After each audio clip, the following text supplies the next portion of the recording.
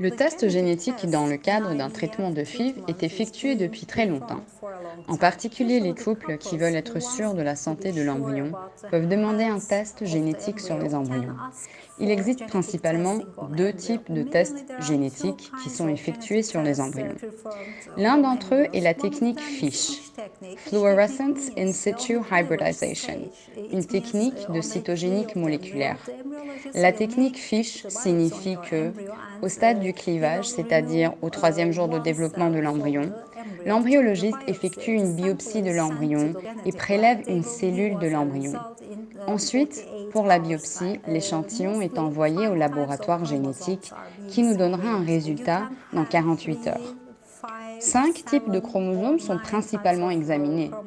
Vous pouvez faire tester 3, 5, 7 ou 9 types de chromosomes avec la technique FISH, mais ce sont surtout les 5 chromosomes, les 5 types de chromosomes qui sont examinés.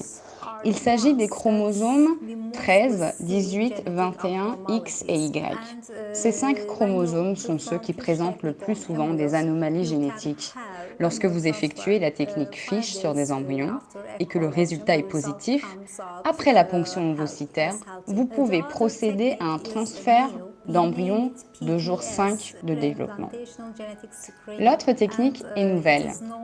Nous l'appelons dépistage génétique préimplantatoire, Pre-implantation Genetic Screening, et elle est connue sous le nom d'hybridation génétique comparative, Array Comparative Genomic Hybridization, ou de séquençage de la prochaine génération, Next Generation Sequencing, NGS. La NGS étant la technique la plus récente. Avec la technique NGS ou la technique d'hybridation génétique comparative, ACGH, l'embryologiste effectuera la biopsie des embryons du jour 5 de développement, appelée biopsie du trophectoderme. Il obtiendra donc plus d'ADN pour vérifier avec ce test. On peut voir tous les types de chromosomes. Nous savons que normalement une cellule humaine saine contient 46 chromosomes et nous savons qu'en tant que couple, 22 d'entre eux sont des chromosomes du corps et X et Y pour les chromosomes sexuels.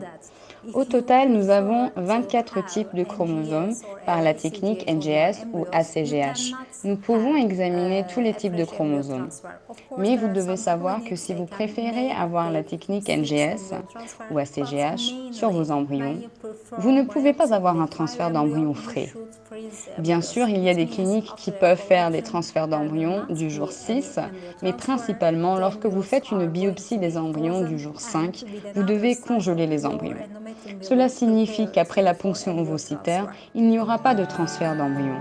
Les embryons seront congelés et votre endomètre sera préparé pour le transfert d'embryons avec un prochain cycle.